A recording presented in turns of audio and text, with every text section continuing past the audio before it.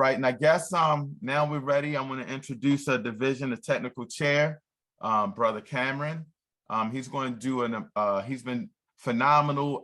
We need young energy as well, so we want to start getting some youth up in here to push us and get at us. So he's been really pushing a lot of agendas. He was on me about the youth program. I had to get up on that, and he's been pushing us to get this homeless initiative started. So I told him, I'm with you, whatever you want to do. If it's good, push the agenda for us, and we'll support you, and you can lead us in that direction and take the lead. So he's going to do a presentation, and we're going to present this to the other divisions as well. I'm also going to try to get them to present it to the CBPM in Atlanta, because that's where I started from. That's always going to be home for me. So without any further ado, Brother Cameron Hopkins, it's on you, my brother. All right. Race first, family, race first. Race first. All right, I appreciate everybody being here today. Just bear with me. I want to make sure I get everything right. I'm about to share my screen.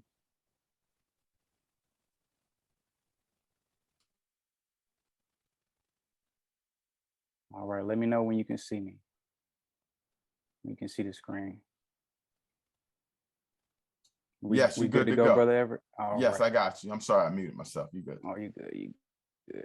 And if at any time anything is blocked or whatnot because of the Zoom, please let me know. All right, everyone.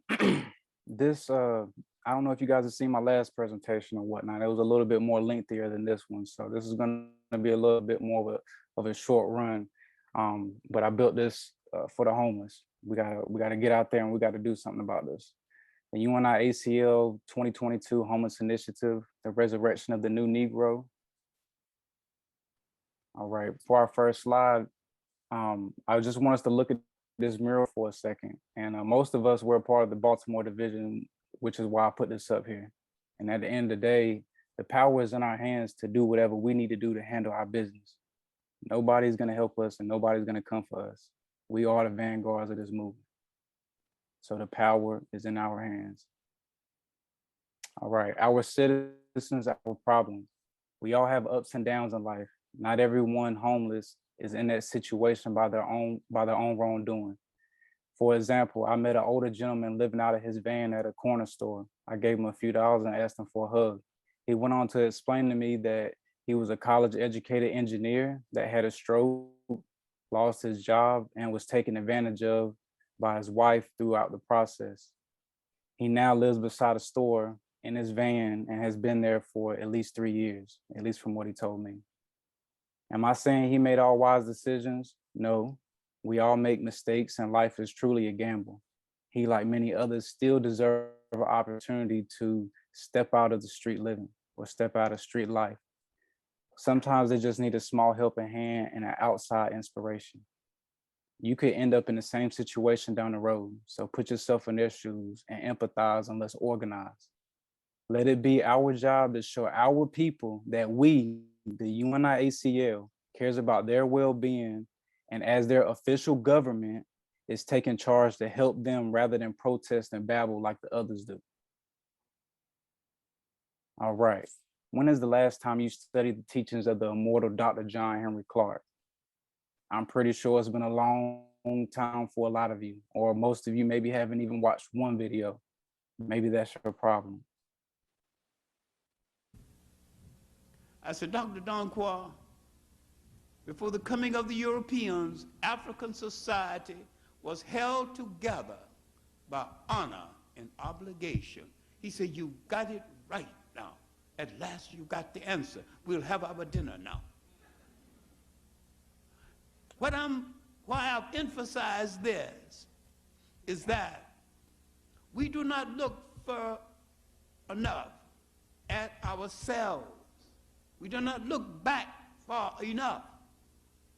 We created societies that had no word for jail because no one had ever gone to one. We created these societies that were so competent, crime and punishment such as existed was taken care of within the structure of the family. And the family was not only a miniature industry, but a miniature nation. And nobody had to go on welfare because no one ever heard of welfare. The family took care of those in need. Each family took care of its own. We had created these kind of societies that had every element that went into the making of socialism and communism, every element that went into the making of Christianity before the first European wore a shoe or lived in a house that had a window. I am emphasizing this because you have been so brainwashed in years away from home and lacking knowledge in your own culture, you think you simply cannot make it unless you depend on Europeans or follow after them when they don't know where they are going. Every society, every great idea, every humane idea that they ever touch is corrupted.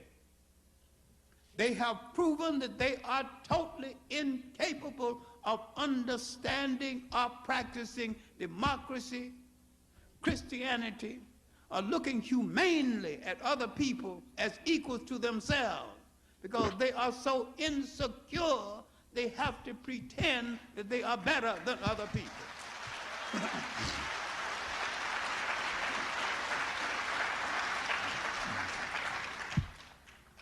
When we look back into our historical memory far enough, we will understand that over half of human history was over before anyone knew that a European was in the world. But how then did you control yourself?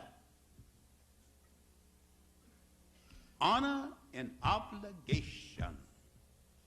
If I belong to Group Y, I said that I will dishonor myself if I do something that reflects bad on Group Y. Honor and obligation controlled me, and custom was stronger than law. There are certain things we do not do because we are not that kind of a people. All right. So the whole point of this was for us to have an understanding that we have an honor and obligation to our family or to the Black citizens in the community. As I said, we got family. So we have the honor and obligation where we got to stick up for our peoples, and we got to go out there and we got to do something about this homeless crisis, because it ain't right.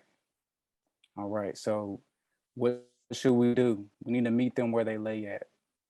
All right. Ways that the UNIA can help. We can provide them with food, socks, which is very, very important, shoes, clothing, tents and tarps, hygiene supplies, guidance, employment, and inspiration. And some of the places that we can find them are food banks, shelters, surrounding bridges, public parks, corner stores, and parking lots. Although we may not be able to explicitly help everyone, at the very least, we can provide them with the hope that they need to carry on and strive for a better outcome. And as you can see in the far top right corner, I have some percentages up here. Now, if I'm not mistaken, I got this image from looking up Baltimore homeless shelters. As we can see in the picture, who is the majority? It's us. Now, I did a count, and generally speaking, there's around 35 people in this line. And if we tally them up and we look at the percentages, right now we're sitting at 77% just in this one picture. And this is one shelter. So I can only imagine what's going on in the streets where people can't get into shelters, or at the multiple other shelters that there are around town. I know that there's not just one. So, you know, we got to look at this. This is really an epidemic in our community. We have to stand up. We got to do something. These are our people. All right, on this slide, as you can see, this is some of the care packages basically we can try to put together. You know, it doesn't have to go by exactly what we have here, but it gives you a general idea. And one of the brothers brought up to me that socks is one of the main things that a lot of homeless people need. And I went and looked up on Amazon, and we can basically get them $1 per pair. So for $100, we can get 100 pairs. That could help a lot of homeless people, you know, who don't have the funds or whatever the case may be to get these type of things. That could be a real game changer to them. At the end of the day, ain't nobody coming for us. That's why we're up here right now. We're uniting right now because we all we got. And y'all better remember that. All right, I want this picture to resonate in y'all minds. While distributing food and clothing to the parents, the men will try and make contact with the boys and the women with the girls, even if only for a few seconds on each encounter, informing them of who they are, their hidden history, that we care about them, and that we need to work together. We can create strong bonds and influence by giving them UNIA coloring books, Black literature. Bear with me, family.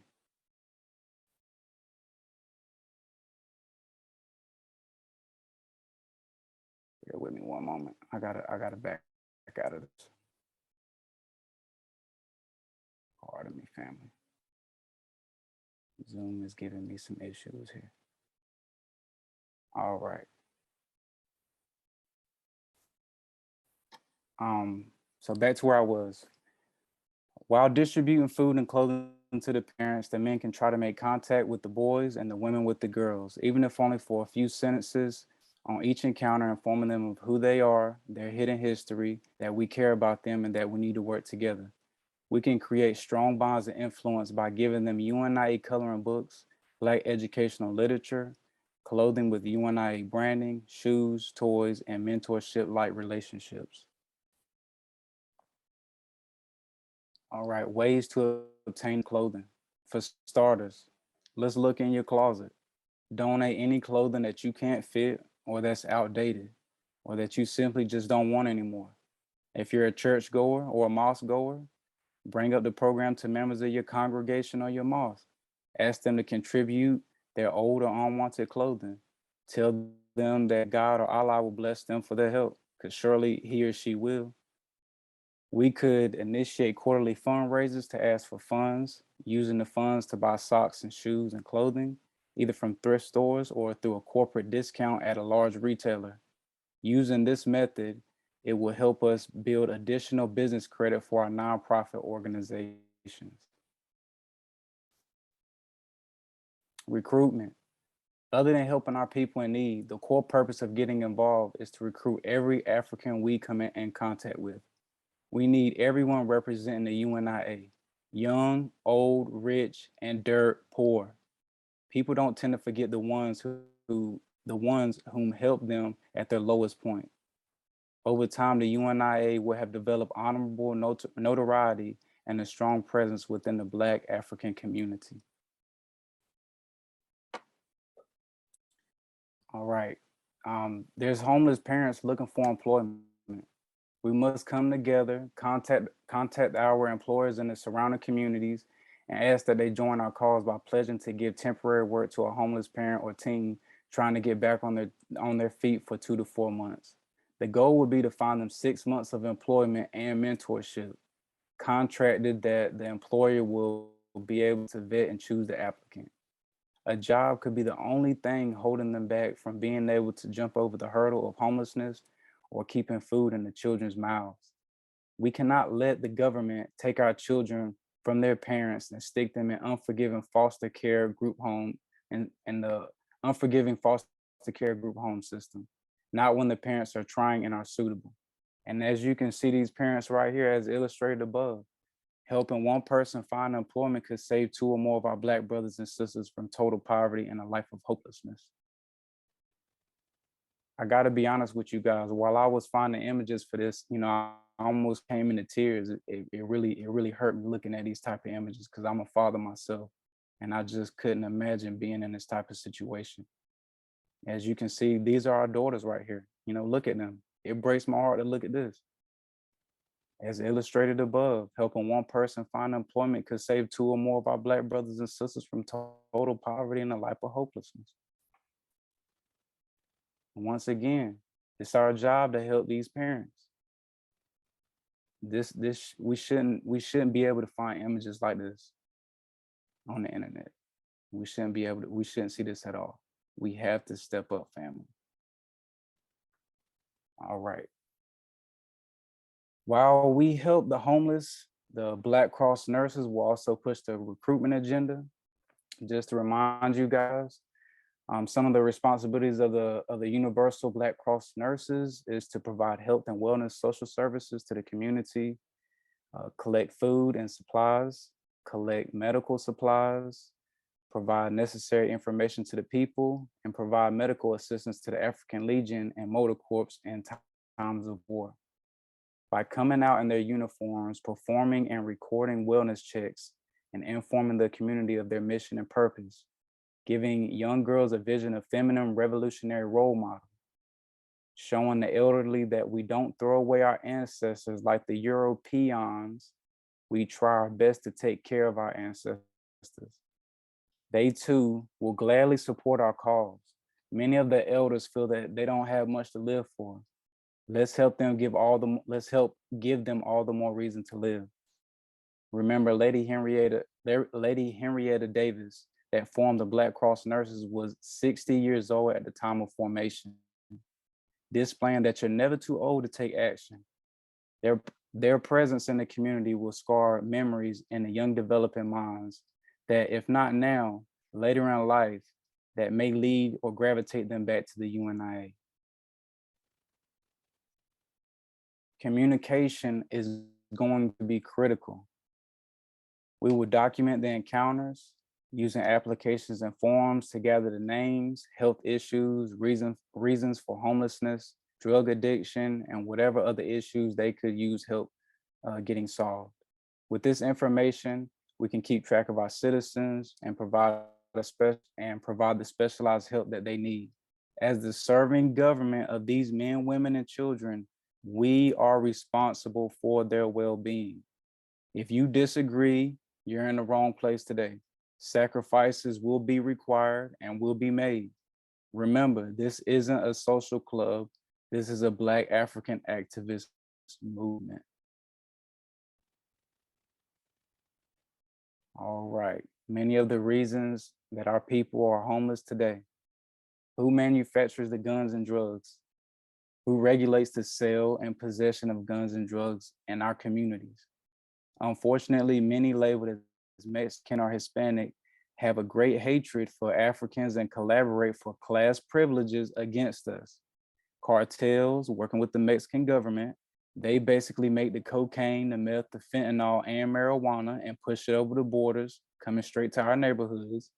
The United Snakes, they produce the Glocks, the Smith & Wessons, the Rugers, tobacco, alcohol, opioids, fentanyl, marijuana, and the prison industrial complex. And Black people, if anything, all we really produce is marijuana, if even that. We all know how that goes. Black people do not own any national weapons or drug manufacturing complexes. We also don't control the mass regulation or distribution of such materials. These white supremacists, they're very glad to push in our communities and celebrate the downfall of us as they have for many centuries. It's important to know thy enemies. Yet again, many of the reasons why many people are in jail or even on the streets, perpetuating crime and mass incarceration of African peoples. It's no secret who imports the drugs into our community. It's the Europeans and the Hispanics. We all know this. We ain't no cocaine being grown or made over here, and we definitely not in control of it. So here goes another picture just to really illustrate, you know, in all these areas where you see these bubbles, this is where cartels operate. They have hubs. These are their distribution hubs, basically. And it's been well noted by the DEA, who doesn't just go in and bust all of them. All right, and as you can see, look at all these areas where you see these dots. These are the areas where we basically live at. There's not a whole lot of Black people in like the North Midwest. All the Black people on the East Coast and on the far West Coast and down south. And the Mexicans are pushing these drugs into our communities. Like I said, we do not grow cocaine. We don't make fentanyl, and we don't make meth. You know, these groups, they're the ones who basically do it. And I'm not saying that all Mexicans or Hispanics, you know, have a negative interest in mind for us, but we do have to look at the ones who do. And the same thing for white supremacy. You know, not all so-called white people have a hatred for us, but I hate to say it, the ones who have the most money and basically have the power in their hands, they do. And so we have to recognize this. We have to recognize who our enemies are, and we have to plan accordingly. All right, look at this. I wonder who brought these bricks across the border, then to a neighborhood near you. We all know it wasn't Pookie or Ray Ray. Know thy enemy. Yet again, selling drugs to the African community is a lucrative business. These Mexican cartels, they do not care about us, our family, our community, nation building. They don't even care about their own nation. This is what they care about, the dollar, the white man's dollar. We got to keep this in mind. They will do anything for it. They don't even care about themselves. And as an illustration, look at this right here. You know, I know this is borderline, you know, iffy or whatnot, but we got to bring it back to reality, folks. They're not showing you what's really going on TV. You're never going to see anything like this on CNN or the Black News Channel or whatever you want to call it. You're not going to see the real. If the cartels regularly commit genocide against their own people, how do you think they're going to feel about you and your community, or basically our community? They're definitely not gonna show us any love. Look at what they do to their own people. You know, if I'm not mistaken, this was almost like 100 people that were killed at one point in time. This is a mass grave site. And as you can see at the bottom left, the price of America's drug addiction. For over a decade, 15 to 20,000 Mexicans are killed or just disappear each year. The bodies are found if the cartels want them found. The rest are dumped in the huge pits and only discovered by accident. This is the land of the Aztecs, where massive human sacrifice was routine. So we already see what type of background they come from. We know we come from a background of love. We love life. We love animals. We don't want to sit out here and kill and destroy the earth or one another. You know, we're all about peace, love, and happiness. So to look at where they come from, we already know what the deal is. They're never going to show us any more respect than they show their own people. So know your enemies. Yet again, who regulates the sale of the guns and drugs? The Democrats have recently sent billions of dollars to Ukraine. Now I heard today it was at like 20 billion. Okay, these billions are coming out of our taxes to feed, clothe, and weaponize Nazi collaborators. Ukraine, now I just grabbed this white part right here. I grabbed this today off of a news clip. Ukraine gets over 12 billion in weapons, financial aid since the start of the Russian invasion. $12 billion. Now, I couldn't even myself, I really can't even imagine how I would spend $1 billion on helping our community. But just think about $12 billion. They're sending this for genocide. Let me continue reading. If the US government and our elected officials cared about our well-being as taxpaying citizens, they wouldn't be sending billions of dollars to fund death and genocide in Ukraine and Russia. not when we have an ongoing homeless and drug epidemic in the Black community. We haven't received any reparations at all. This is further proof that we are ignored, and as a people, we have to unite and take care of ourselves and the land built off of our slavery. These folks do not care about us. I'm telling you, we got to stand up and unite. All right. And then I got a little clip for you guys to watch. Respect to Huey Newton. Bear with me. Well, in the first place, that I have absolutely no power as an individual. The power is with the people.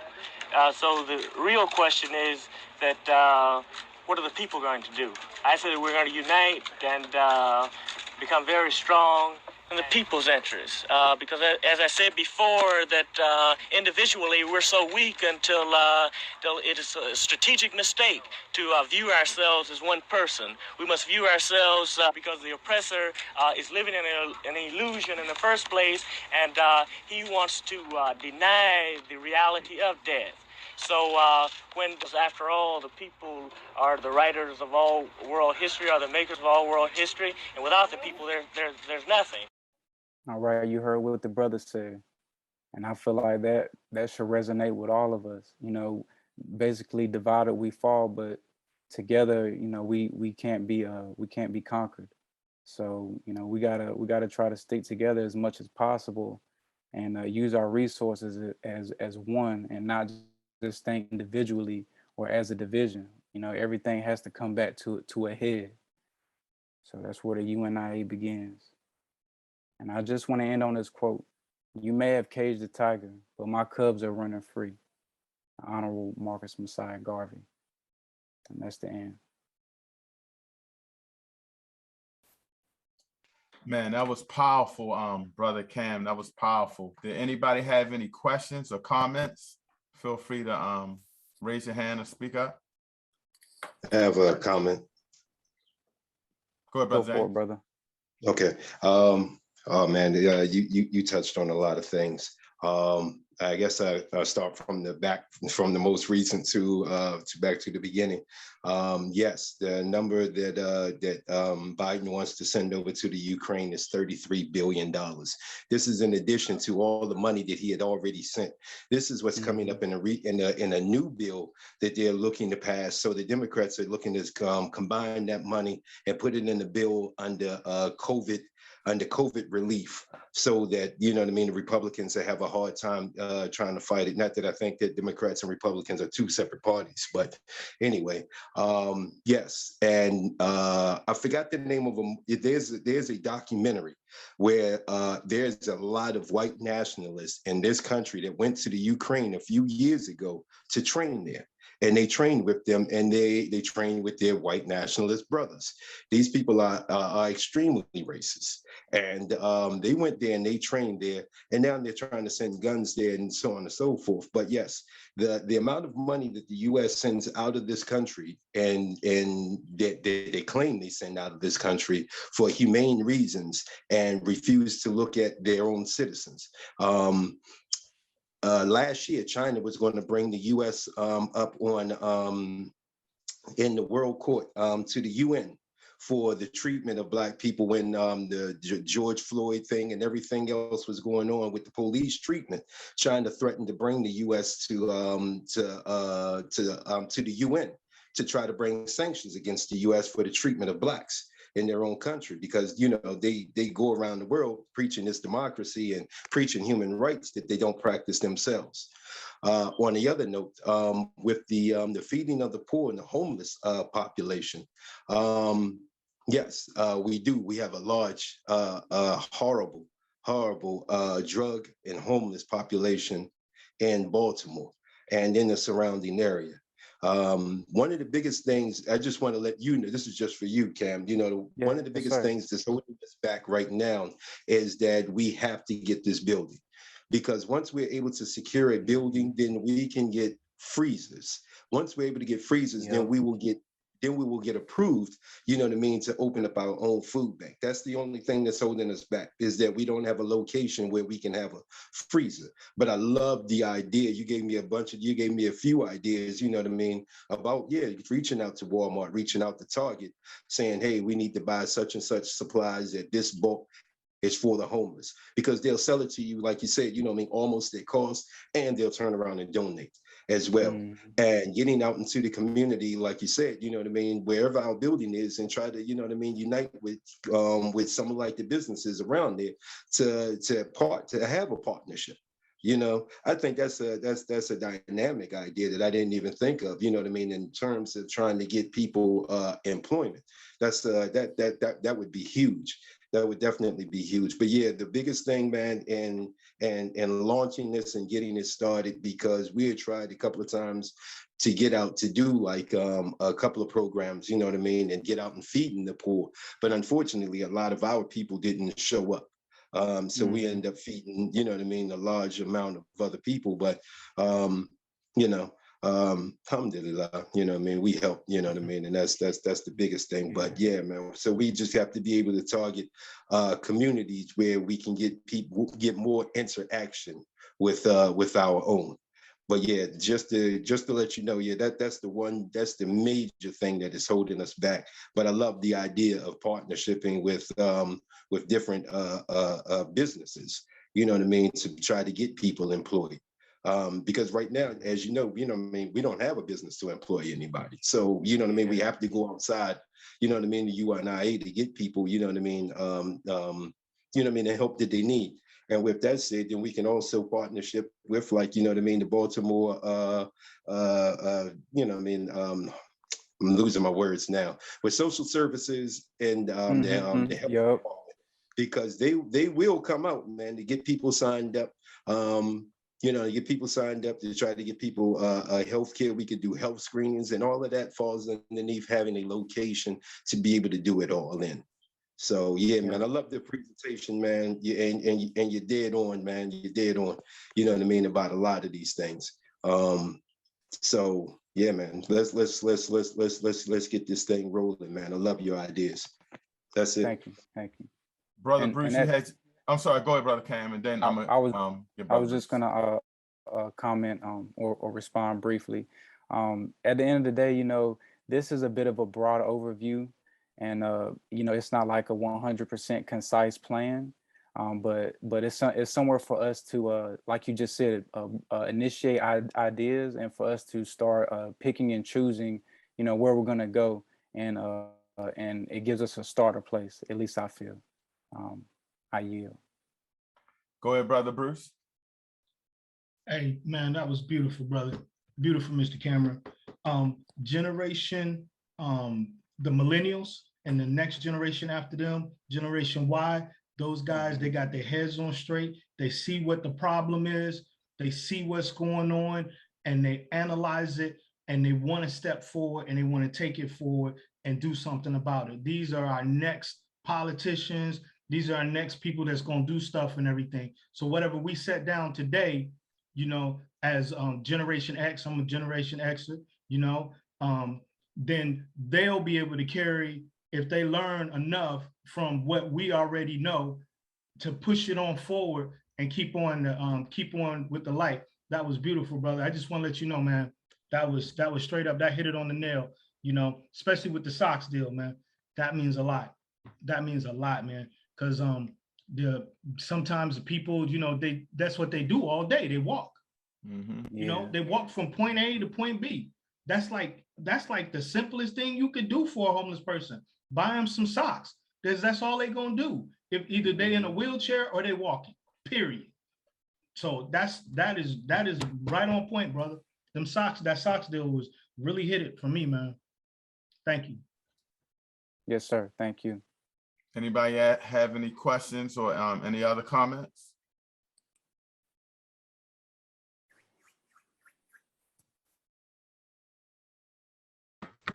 Raise first.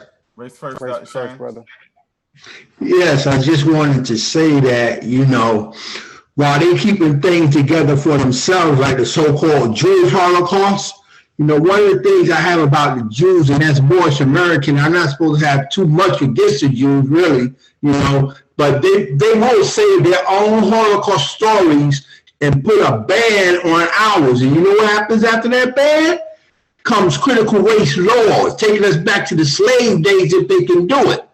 You know, first they want us to relive and fight over the civil rights of the 1950s and 60s, you know, to start with. They already had that in progress already in different ways, several different fights that were won politically, you know, over the 50s and 60s. But they want to go back even further than that.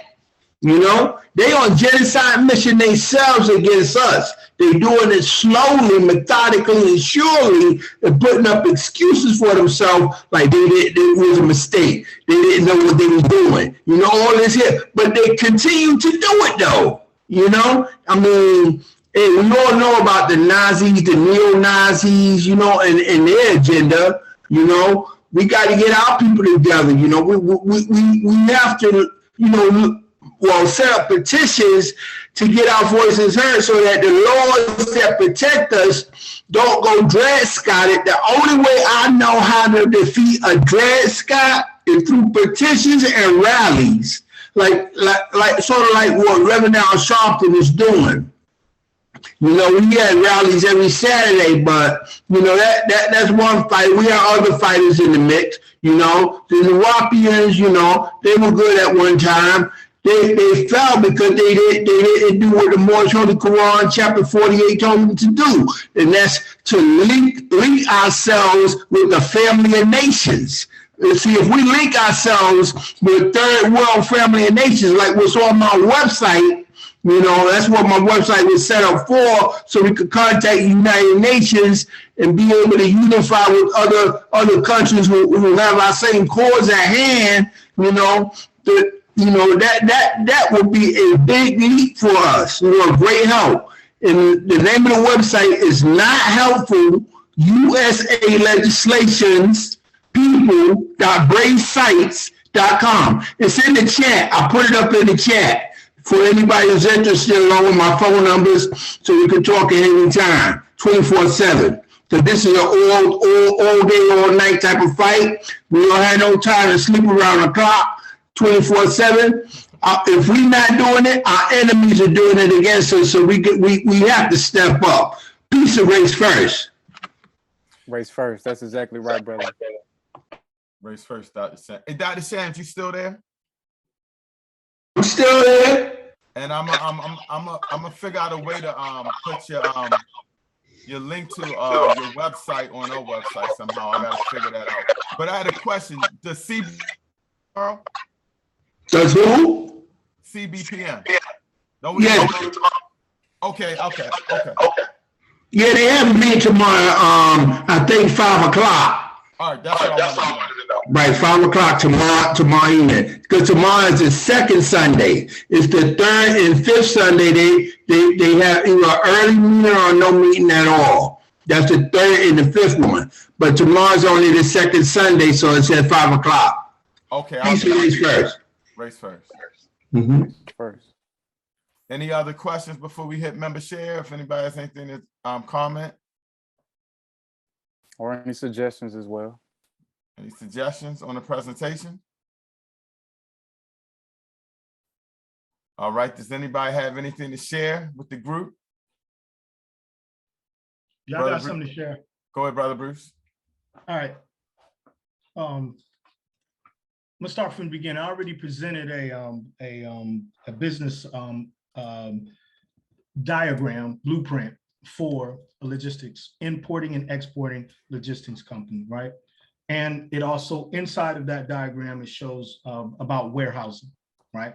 Warehousing is something that we do not have right at this moment. So just like Mr. Richardson was saying, that if after we got a building, then the next thing we can do is get a refrigerator so we can start saving food.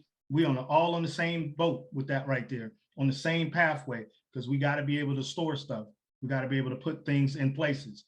And warehousing at this moment in the United States is a $1 trillion business, period. You have a warehouse with square footage, Walmart, Target, the store down the street, they all need space because they don't have space in their storeroom, but they need space in order when they order stuff from Japan, China, India, or whatever.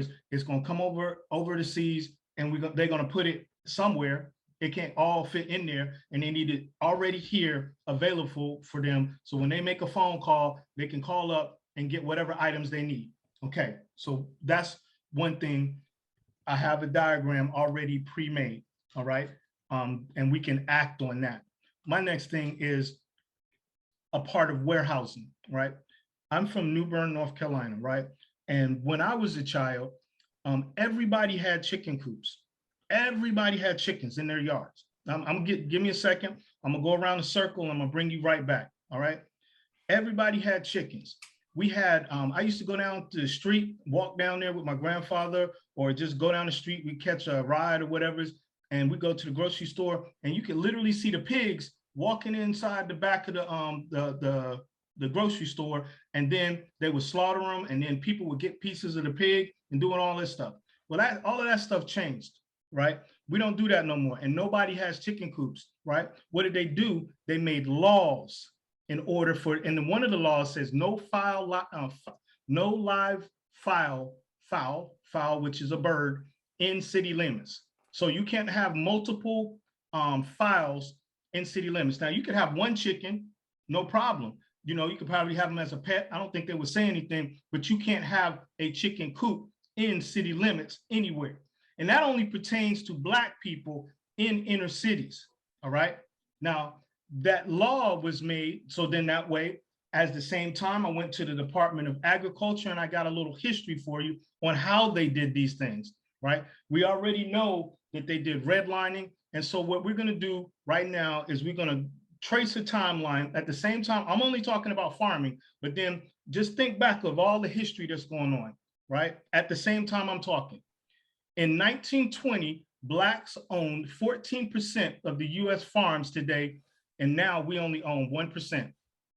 So what was going on in 1920? Brother Bruce, say that stat again. I'm sorry. I hope I ain't make you lose your thought. What was that stat? No, you good, brother. You good. I got it all written down. In 1920, Blacks owned 14% of US farms. Today, we only own 1%. All right. That was in 1920. Now, coincide with all the Marcus Garvey history and all of that stuff, and then we'll see. When I think it was the during that time when Marcus Garvey had the force, the army, the Black Army, the African Legion, African Legion out, then the actual statistics went down as far as lynchings and them killing and everything. Because we had a history lesson at one time. It was a couple months ago from one of our historians in the UNIA. He was showing how the lynchings went down, and they also have it documented in books. But they had already done the damage. The damage was already being done. So we went from 14%, now we're down at 1%. So the damage has been done.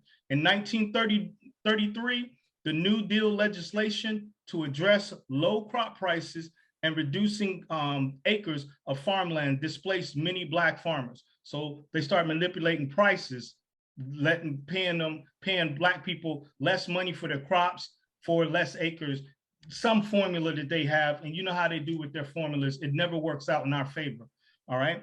In 1964, the share of Black farm operators falls to 5%. We're still not down to that 1% yet, but this is 1964. What was going on around that time? We're talking what, Martin Luther King, different things like that, okay? In 1965, the U.S. Commission of Civil Rights finds the USDA discriminated against Black farmers when providing loans and conservation payments. They're still doing that to this day. That was in 1964, all right? In 1982, the share of Black farm operators went down to 2%. In 1982, right? Okay, that was pre-crack-ademic when something up in that area, a little bit pre, we were just coming out of, I think everybody was wearing bell bottoms and, you know, during those days, you know what I'm saying? That big afros, that's 1980, right? I was born in 1974, okay? All right. In 1983, Reagan administration dismantles U.S. Department of Agriculture's Office of Civil Rights. I'm gonna repeat that. In 1983, Ronald Reagan, the most racist white supremacist to ever become president, right, dismantles the United States Department of Agriculture's Office of Civil Rights, meaning that he threw that stuff out the window and didn't really care what happened to Black farmers, right? We still making our way down to the 1% of people, of Black people in the United States that we have that are still farming, all right? And 2022, which is today, there's a basic statistic saying at this moment, and it's all by design of where we live at in food deserts. All these things are all in design, them coming into our neighborhoods, trying to push us out. What is it called? Gentrification. There are people that are saying that we have at least 60 more years of planting seasons. So what they have done is they've introduced Monsanto, and Monsanto is coming to the neighborhoods on all these farming areas, and they've presented seeds that do not reproduce, right? They presented chemicals that they put in there causes cancer. They got studies that show the majority of the chemicals that Monsanto uses is only gonna work for their genetically modified corn, all right? I'm still getting at something. Give me a second, I'm gonna get back around to it, right? So you got Monsanto, you got genetically modified corn. If you go in your refrigerator, you go in your cabinet, everything got corn, everything. Corn syrup, corn this, corn that. Monsanto got the lockdown when it comes to food, period. All right. There ain't nobody else. All right. Monsanto is king when it comes to food all over the world. And they got Roundup, they got litter sticker, they got all kinds of chemicals. I didn't use all of them, right? I done sprayed weeds with them and everything. Thank the Lord. Hopefully I didn't catch cancer messing with all of them chemicals and stuff, right? So here we are today, right? Okay. What they have done so far is they have mass farmed the same type of crop over and over in the same fields, depleting the soil, right? By them depleting the soil, they're not rotating. There are certain crops, like cover crops or whatever, that come in and put nutrients back into the ground. One of them was hemp. Hemp was one, but they illegalized that. And I think marijuana does the same thing, right? So like on the downtime, you could use certain crops and make them do certain things, and they'll come back and they'll put stuff in there. They're not doing that. So an industry that they have out now is people are composting. So they'll buy compost from people that are composting, and then they'll take it, manure or whatever, and they'll throw it on the field. And then that's what they'll use to mix in with it. And they'll try to do a light crop and everything, but they're back around again using the same crop or the same types of crop, because that's the seeds that they buy to go and plant again. And that's almost all over the world. Because remember, we're talking about Monsanto is involved in this, and the United States Department of Agriculture, all right? So they're saying it's 60 more planting seasons. They ain't gonna make no more dirt. They're not gonna make no more, there's not gonna be no more soil or nothing. That's it. Whatever we got, that's what we got. Either we're gonna go up into the Rocky Mountains, or we're going into Yellowstone and start farming or something like that. But what they got in the fields right now, designated and zoned off as agriculture, that is it. So when it's done, and then we gotta move on. But I wanna get to something where we all seen what happened. As soon as COVID hit, the first thing that happened, the grocery stores went bare. It only took a day or two. The grocery stores went bare. Toilet tissue was off the shelves. We didn't have nothing. You know, people, whatever you had in your house, that was it. For like, it was like, what, 4 or 5 days? Do y'all remember? It was like maybe, I think it was like 4 or 5 days, there was nothing. And so the more than that, it was more than that. Okay, you know what I'm saying? And there was no milk, there wasn't no nothing. So food insecurity in our community is very, very high. It only takes a day or two, and we don't have no food, you know? A few minutes of no electricity, and you know, like a day or two, and we're in chaos, pure chaos, right? So one thing that I'm looking into, and I have been looking into, and I have been studying, right, is aquaponics, right? Aquaponics. Now, how does aquaponics work? You're gonna kill two birds with one stone. And this also ties into logistics and warehousing, because it's not gonna be outside. It's not gonna be, this type of farming is not outside. It's in a closed environment, a controlled environment. You're not gonna have chemicals in there. You're not gonna be having the wind blowing all over the place. You're not gonna have bugs introduced into this situation or anything. You know, no grub worms, none of that stuff. You know, this is a closed environment, completely closed. Fish poop. When you feed the fish, they poop. The poop goes through the water system and it feeds and nutrients, gives nutrients to the plants. And it completes the cycle. The cycle goes through as the water comes through the plants and everything. The plants strain out, clean out the water, goes back to the fish. It's a closed environment. That is aquaponics in a nutshell. Feed the fish, fish poop, the plants absorb the nutrients, and then the water is cleaned and it comes back around and it does it all over again. It just keeps going, right? And you're growing fish. You can grow tilapia, trout, what other ones they got? Bass, any type of fish that you can possibly think. As long as they're not, I mean, you can't mix predator fish. Like a bass is a predator fish, you know, big mouth bass are predator fish. You don't mix bass with omnivore fish. You know, they got different variations of what you can and you can't do, but you could grow a whole lot of trout, like 200 or 300 trout, 400 or 500 trout in another container, 600 in another container, and have different systems set up. And the speed in which the crops grow in this situation, 8 to 10 weeks, majority of the time, depending on how you're growing cycles. So within 8 to 10 weeks, you could have fully grown vegetables, cabbage, lettuce, tomatoes with 8 to 10 weeks. This again is called aquaponics. All right. Yes, sir. Go ahead. So with this aquaponics, is it? Yes, sir. Do you have to have like something like we could do in our own homes? Yes, you can do it in your own homes. You can do it in your basement. You can have a closed system in your basement. You could have a closed system in your room if you wanted to. But you got to remember, water has weight to it. So wherever you're going to put the fish at, they're going to be living in water, and water per pound can be heavy. So you're going to have it on a ground floor or something that can have the ton per square feet or whatever's, pound per square feet. So you wouldn't put it on a second floor. If you got 100 gallons of water, you most likely put it in your basement. Yes, you could do it in your basement. Yes. Okay. All right.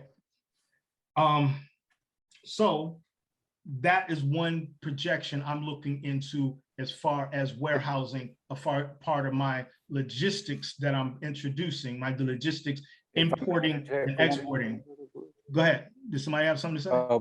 Yes, sir. Yes, sir. This is Cameron. Pardon me for interjecting. Yeah, go ahead, brother. Or whatever. But you hit on a piece that it makes me recollect some memories. Dr. Claude Anderson, he has a fish farm, or aquaponics or something of that nature. He has some type of business, and I think, and I would like to say that if we contacted him, then he would love to work with us. Especially knowing the UNIA itself or whatever. So. Just throwing that out there, that maybe we can look into also reaching out to Dr. Claude Anderson and seeing if he could, give us some tips or help point us in the right direction or whatnot. But that's all I really had to say, Brother Bruce. And also I think you're doing a fabulous job right now with breaking this down. I'm ready to hear some more. Brother Cameron, I'm gonna do that. I reached out to him one time, but he was sick. Yeah. I'm not sure if it was his wife or somebody. They said he was sick. I haven't been seeing him for a minute. Passes on. Yeah, so I may try to reach out and just maybe if I ask her about that instead of speaking, could he just like give us some information? He might get up for that. So or look, even if he would franchise his business out to us, that right. He still has that business. look, honestly, I don't know for sure. You know, I I heard don't him want to lie speak to you about or it. whatever. Yeah, I heard him speak Yeah, about it, but I from thought, my yeah, understanding, that's like his retirement plan. You know what I mean? Other right. than his books and stuff, like that's his company and whatnot. So, but Okay. yeah. All right, Definitely. brother Bruce. No, definitely. Now I really want to get down to the nitty gritty, right? Now, this is way off in left field, but if we really look at what's going on with our people and everything, they're not exactly throwing food in our direction, and they're not allowing us to just do whatever we want. Every time they making laws and rules, and they're not putting Giant Eagle food grocery stores or Whole Foods in our neighborhoods. Does anybody have a Whole Foods that live near? No, I don't sir. know. I'm just saying. You know, that's the reality behind it. There ain't no Even Whole if we Foods do, in, it's hella expensive. you know what I'm Can't saying? afford it. And this is what I'm saying. As far as our business plan that we're trying to venture on, we need to look into those type of avenues in order to make money. Not just to make money, but to be able to provide food for our people. Universal Negro Improvement Agency Association. That's what we're doing. We're trying to provide food for all of us. So if we can't own the land, the least we could do is get some land and condense vertical farming. That's another one too, vertical. So we can grow 6 times the amount that you would grow on a flat piece of land inside of a building upwards. Vertical farming. They got vertical aquaponics, all right? Vertical farming, and it can self-sustain itself. And designs for the buildings, we're gonna need people. I already got designs, but if somebody wanna sit down with me, we can design out a building with solar panels in case the electricity goes out, gas, all of these things. There's little details that need to be worked out as far as a building. If we were going to get into aquaponics, but this is all a part of warehousing and logistics. I just wanted to be able to introduce a different type of warehousing, which is food warehousing. And, you know, like I said, this is a part of the logistics program that I'm trying to get us into. So that's it for me right there. I appreciate y'all time. You gave us a lot of powerful information. Go ahead, brother Cameron. You had something to say? I just wanted to add on to what he was saying. I'm a member of on Facebook or whatever. Let me tell you, it's called Black Owned Farms on Facebook. I'll see about maybe if I can try to send you guys a link or whatnot. But I'm a member of a group or whatnot, and it's, you know, Black Owned Farms, and basically from what the brother is saying, you know, we need to collectively get together and strategize how we can make sure we have food safety, because the government, the U.S. government, is waging a food war against us. So I think that one of the things that we could definitely do is we can't just think it's all UNIA.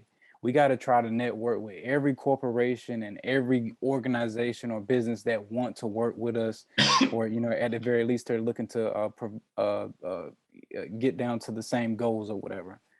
So I think it would probably be a good idea if we could also, in the process of this, try to reach out to these Black-owned farms and see how we can network all of us together. You know, just like we got the Rock or what the brother Bruce is saying, you know, farming wise, maybe we can see how, you know, we can strategize where their locations are and set up some type of routes or whatever the case may be. But, you know, I think it would be a good idea for us to actually reach out to these Black farmers and see what we can put together as far as us as a collective. So that's all I really wanted to say. Sure. I got one more thing. Yeah, I would love to reach out to him because I deal with trucking. I've been driving a truck for the last 20 years. I would love to reach out with Black farmers and get some trucks in there so we can move some stuff in and out of those areas, because that's all I concentrate on is trucking. The aquaponics is a part of logistics. The farming is a part of logistics. You know, the U.S. Department of Agriculture is a part of logistics, because the strawberries and the avocado, the dragon fruit, that comes on refrigerated trailers on ships to the United States from Chile, I could show you. I could go to the Department of Agriculture and show you right now. And I know exactly how much they're going to charge per carton or whatever. It's because the Department of Agriculture tells you exactly what they're charging once it gets over here. So I would love to, you know, get with them and talk about logistics, because that's what I do, is logistics. So, you know, warehousing is definitely a must if they're going to be, if they want to get their vegetables and fruits and stuff like that overseas. It's going to have to be warehoused in a refrigerated, temperature controlled environment. We can provide that. You know, I have a diagram to show us how we can get our own refrigerated system, the whole system. I actually work on a dock, and they come in kits. The whole refrigeration system, I see it all the time. The whole refrigeration system, the door, the walls, everything is a kit. It's a whole kit. You know, every little piece is a kit, and it comes together, and they nail it up at the seams, and they put it together, and it can go in any place that you want to put it at. So if you got ceilings that's 8 foot tall and the refrigerator is only 6 foot, boom, it'll fit right there. If it's 6 foot and it's 6 foot, they got a system that'll fit right into that right there. It's a whole kit. So we can put a refrigerator anywhere we want, in a corner, in the middle of a room, wherever we want to. So you know, definitely I would like to get with these Black farmers and everything, and we can talk about logistics and see how we can work that with them. That's for sure. All right, brother Bruce. All right, I'm gonna pardon me again for interjecting. We're having a good discussion tonight. I'm gonna try to while we're talking right now, I'm gonna try to see if I can pull it up on Facebook. Yeah, I was looking for it. I see Black owned farm. Let me try. You says Black owned farmers group. The name of the group is Black Owned Farms. Black owned farms. It's got 2 men standing in the middle of a field, 2 African men. And I, you know, I've been a part of this group for a long time now, and I've been seeing nothing but, like, you know, they got cows, you know, if we need our beef or whatever, all types of vegetables. I see National Black Farmers Association. That ain't it. No, it's not it. But look, even at the same time, there's probably dozens of these, you know, I forgot what it's called. I guess you could say Facebook groups or whatnot. Yeah. So, you know, at the very least, I think we should try to reach out to as many as possible and, you know, see what we can come up with, because you always miss the shot you don't take, right? That's right. That's right. It always helps to have a process in place to aid them when we're calling them and talking to them too. Right. So that's a part of, like I said, the diagram blueprint that I presented is a part. So if we go in that direction, then I think that would be the appropriate time to be able to contact them and say, we have something to offer, and we're going to be offering A, B, C, and D and everything. But like I said, this is all up for discussion at the moment and everything. This is just one part, but we've, you know, whatever direction we're going to go in, then, you know, hopefully it's a direction that we can utilize those Black farmers. You know what I'm saying? It would be nice.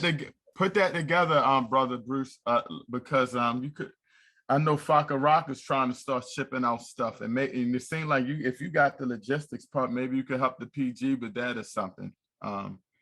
You know, and start setting it up to where, you know, he can ship out of there. And like, let's say I want some fish, you can know how to get it to me, you know what I mean? Or something like that. Or we could start having ship stuff to local Black restaurants here for as long as the shipping is right. So just think about it.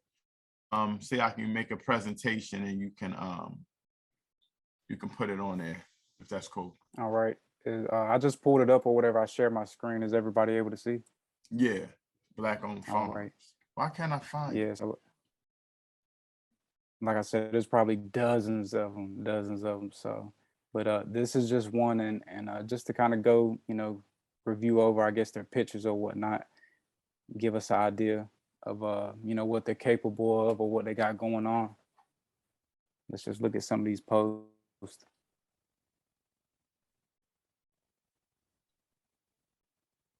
You know, personally, I believe it would be a lot better as UNIA to be able to come in there, and then that would propel our recruiting, that will propel our recruiting. So people that would be involved with us, we could try to recruit at the same time in everything, definitely. instead of just a person like myself with, I have my own business. The UNIA come in as a UNIA and saying that this is what we want to do with you, partner up with you. 100-year-old organization has been here for 100 years, coming in to say, look, we want to work with you, not just as individual person. UNIA Division 106, we want to come in and we want to work with you and see what we can do for you, you know, to get your goods and services and keep your business alive. That's what I think would be the best way to go about it. Like a support system for them like as well. a support system. Yes, exactly. As the UNIA. Send me that link, Brother Cameron. I will. Yeah, send me that link. Good info, Brother Bruce. Yeah, because I was researching it a little bit when you said it. I think you said it about, what was it, like a couple meetings ago about that. So yeah, we need to dive into all that. To be self-sufficient as a people is something we have to do. Yeah, time is ticking with this World War III about to come on. Try to invite me to that group on Facebook. I got you. I will. All right, I think my wife just said something about you have to get an invite to that. I'll do that. All right, great info, Bruce. And yes, please try to for your logistics program, try to get that on there so we can make a presentation to any Black-owned businesses as well. Anybody else have anything to comment on before we close out? We had a nice informative meeting. Brother Chizuro, you got anything?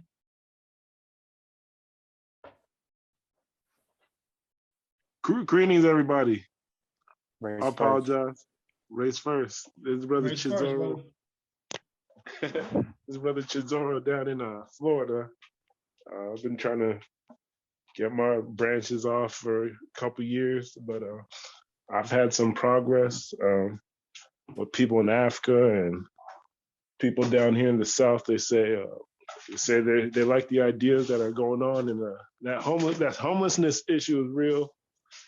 I moved out here from California, and I knew what was coming even before the pandemic, but it's real. Reparations is real. I'm trying to work on, if I get some help, I need like an ID system. So like when we get incorporated, we get businesses, we can deal with the kings over there and tribes over there. And like we could all have a registration, sort of like the CBPM. So when we go out here in the streets, we have our own ID cards and international. I got offered like a TV show from down here. There's a lot of Black-owned businesses and people in government, and Jacksonville's crazy, man. But I don't know if people know about the Gullah Geechee. They're down here. They said they're their own nation, and I said all we got to do is basically incorporate under one umbrella, come up with a name we agree with, and do business with Africa. Alabama down here has there was an African town, Africa town in Mobile, Alabama, where some ex-slaves got their freedom, set up a town. Now the government is setting up business deals because they had some sort of sovereignty. So it's kind of like they're getting their own form of reparations. But if we come together, people can have their own. They'll have more power. But there's some things starting to get done. The South has always been a targeted area for organizing. So we're trying to do that, but a lot of people back home, they don't understand the urgency of what's going on. They just think we're just trying to do some business and small things. They don't understand it's been 100 years, so I'm just trying to move fast. So I think what we really need down here, I'm gonna try to get some leaders to talk and see if we got our own like ID website. I need them to check in. A lot of people back home, they really don't understand. You know, if they got flags in their own country, they don't understand what we really need to do. So I'm gonna try and get them to check in with leadership here, and we're trying to have our own experimental branch. But we've been working with people. I think it's about to pay off. So I'm just checking in, but we made some progress over the years. I think we're ready. If I may ask, brother, are you from the mother continent? Yeah, I'm from Igbo land, Nigeria. We have We have the most autonomous communities in the world where you can partner with any village. And we're like mini nations. We had a war that was a compromise. We worked out. Got you. Well, you know, whatever help you need or whatever, I'll try to do my best to try to assist you or whatnot. So all you got to do is just reach out, shoot a text or email. You know, we're here for you. All right, Baltimore, be more. All right. That's right. All right. All right, thank you, Brother Tesoro. I appreciate you for always checking in on us from time to time too. You know we got you. All right, sure. Looks like nobody else have anything to say. Hey, Brother Everett, I have one more thing, and I'm gonna let it go. The next Go ahead, brother. thing that, you know, because this is I'll be into this, right? The next thing that's coming down the line, which a lot of our people do not understand, we can't even comprehend, is the amount of antibodies and steroids that they're giving the pigs, they're giving the cows, and they're giving the chicken, right? Mm-hmm. The next thing that's going to come along is a super bug. Now we already seen COVID pop up, and it's going to be where we're not going to be able to, what is it, antibiotic immune, where it's not going to work on us anymore. So aquaponics at the same time is dealing with fish. Then nobody's feeding the fish antibodies or nothing like that. They're not giving them those type of things that can be immune in the long run. Like, you know what I'm saying? What is it, the antibiotics and stuff like that? When you give it too many times, if you don't take it, if they give you 5 pills, then you only take 3, then you're not dealing, you know, you're not getting the full dosage, and then it is able to mutate or something like that. It's not killing whatever it's supposed to be killing. You know, if, like I said, if they give, if you have 5 pills and you only take 3, then whatever you was taking them antibiotics for has the opportunity to take the antibiotics that you gave them and then basically mutate itself because you didn't kill it. All right. So that's the same thing going on in the food that they're feeding us here in the United States, along with the non-reproducing corn that Monsanto's shipping out and putting in our food and stuff like that. That stuff I'm sorry, I don't want to prolong the meet, but I gotta ask you this question. You good? I want to ask you this question. I'm sorry. Go ahead, brother. So you're telling me that somehow or another the system, you know, you have water and it uses fish and you know, poops and everything, and it sends that into the soil, and that's the fertilizer. Is that what you're saying? There is no soil. There is it's no only soil. going to be rocks. Just rocks and water. That's it. There is no soil, brother. And that's how you can grow like the food.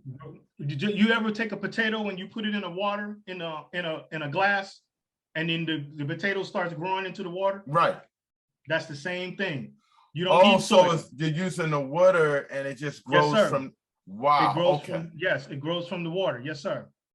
Yep. Wow. The water continuously circulates, though. That's the only difference, really. It continuously circulates. You don't have to keep adding in water.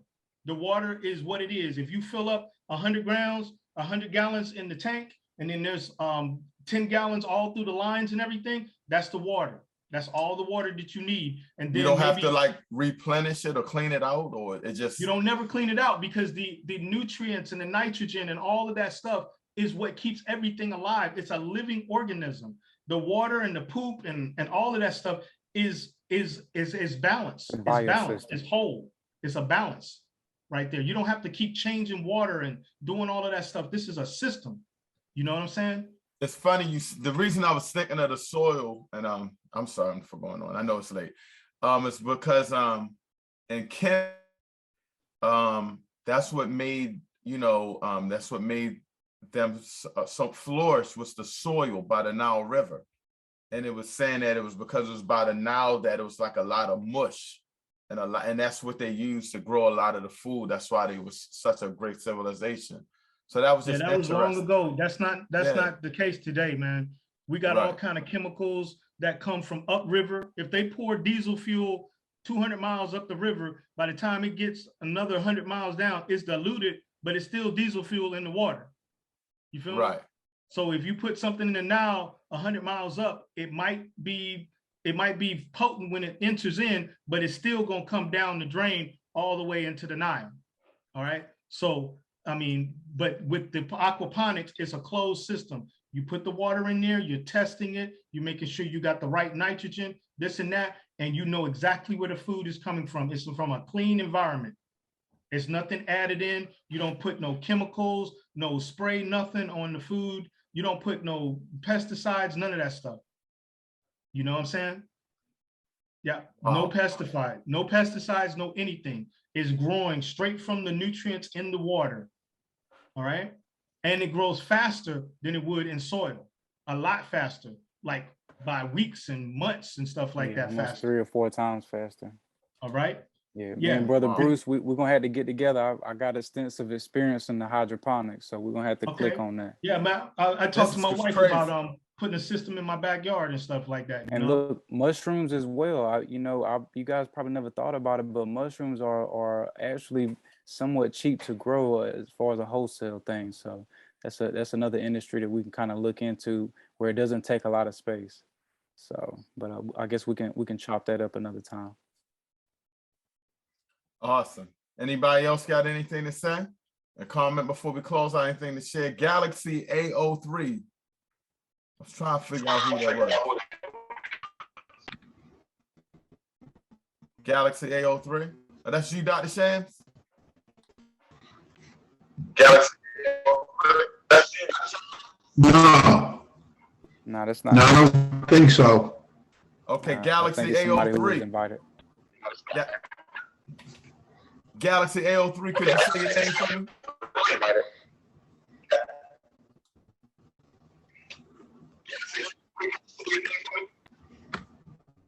I don't know who that is, but okay.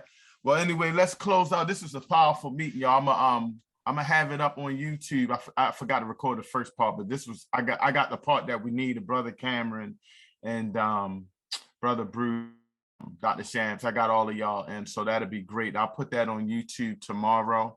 And again, I'm blessed to have we got a great team, man. So thank you so much. Our first vice, everybody, for all y'all continued support. And if you can repeat after me. Africa. Africa. For the Africans. For the Africans. At home. And for those abroad. And for those abroad. Hold on one second. Hold on one second.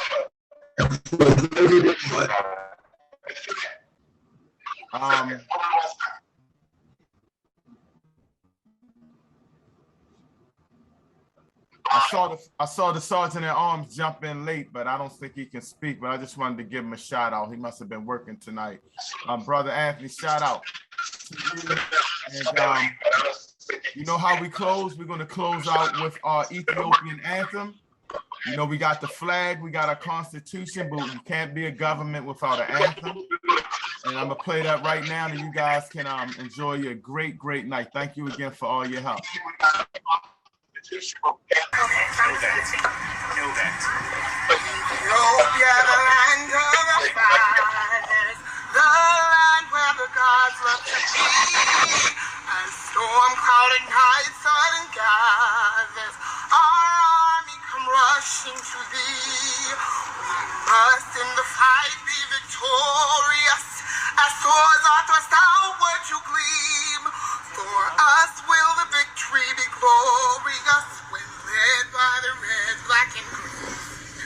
Advance to victory, let Africa be free. Yes. Advance to meet the foe, advance to meet the foe, with the might of the red, the black, and the green, with the might of the red, the black, and green. I say. Black power! Black power! Black power!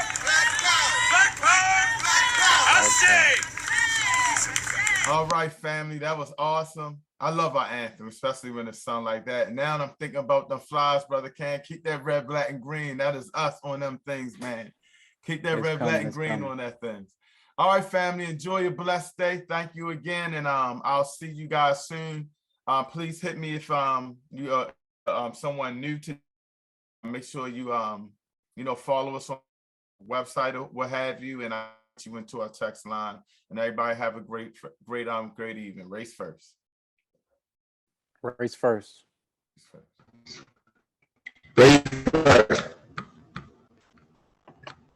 I'll talk to you another time, Mr. Cameron. We'll definitely get together, bro. Most definitely. We're going to do that. Most definitely, man. All right, y'all have a good one. All right, brother.